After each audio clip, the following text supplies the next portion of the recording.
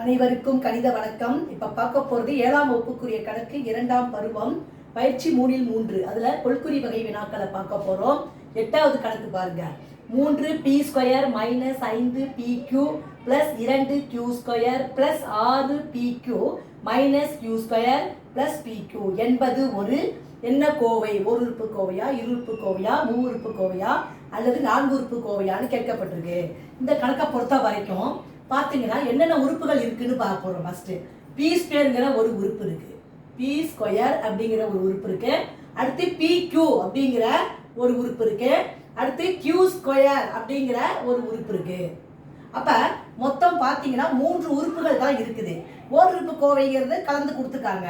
அப்ப 3 p²ங்கிற உறுப்பு, அப்புறம் pqங்கிற ஒரு உறுப்பு, q²ங்கிற ஒரு உறுப்பு. அப்ப எத்தனை கோவைகள் இருக்கு?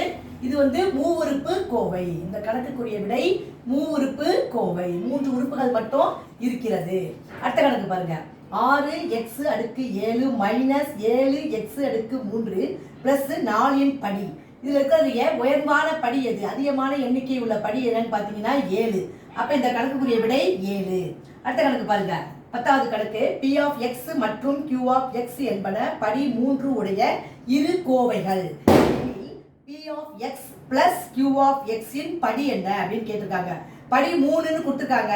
அது p(x) + q(x) அப்படிங்கிறப்ப அதனுடைய படி ஆன்சர் என்ன வரும்? 3. இந்த கணக்குக்குரிய விடை 3 ஆகும்.